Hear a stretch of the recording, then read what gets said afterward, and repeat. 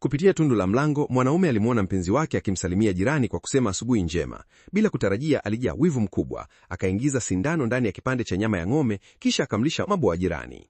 Mwanaume huyo aliitwa Angel. Kabla hajapata ulemavu, alikuwa mfanyakazi wa kulea wagonjwa. Huenda kwa sababu ya matendo yake mabaya, kila alipokuwa akipita mbele ya mlango wa jirani baada ya kazi, alikuwa akifuta uchafu wa viatu vyake kwenye mkeka wao.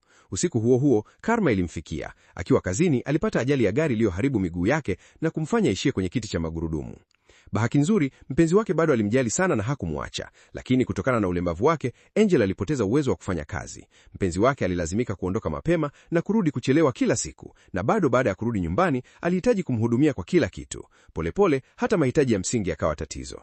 Hivyo mpenzi wake alipendekeza kutafuta kazi ya ziada baada ya kazi kuu yake, lakini Angel alipinga vikali na hata akamshambulia kwa maneno, akisema lazima hiyo si kazi yenye heshima. Kauli hiyo ilimfanya mpenzi wake apoteze hamu ya kula. Siku iliyofuata, wakati mpenzi wake alikuwa bafuni, Angel aliweka kwa siri programu ya ufuatiliaji kwenye simu yake. Kutokana na hali yake, aliogopa sana kuachwa. Kila alipomwona ajipamba vizuri akitoka, alizidi kuwa na wasiwasi, huku yeye akimhakikishia asiwe na mawazo mabaya.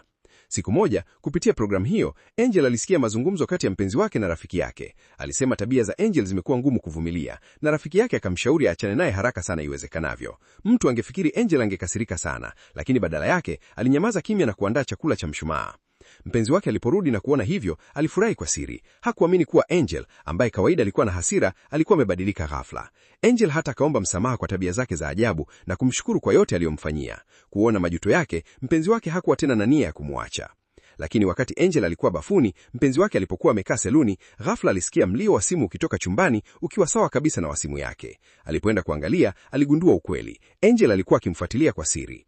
Akiwa ameshtuka, alibaki ameganda, akishindwa kutuliza hisia zake. Kisha haraka akakusanya vitu vyake. Angel alipomaliza kuoga na kutoka, chumba tayari kilikuwa kimevurugika na mpenzi wake alikuwa ameondoka. Alipokimbia kwenye kompyuta, aligundua kosa kubwa alilofanya, lakini ilikuwa tayari chelewa kurekebisha chochote. Miezi 4 ipita kwa haraka. Ilikuwa siku ya Christmas. Angel alikaa peke yake ndani ya nyumba tupu, akiwa na hisia minganyiko. Akitaka kurudisha upendo uliopoteza, alienda kazini kwa mpenzi wake Beth. Lakini kwa mashangazo yake, Beth tayari alikuwa na mpenzi mpya. Walionekana kupendana sana. Kilichoumiza zaidi ni kwamba mwanaume huyo alikuwa yule dereva mlevi aliyesababisha ajali ya gari iliyomwacha Angel akiwa mlemavu. Wakati huo, mpango wa kikatili ulianza kujengwa kilini mwa Angel.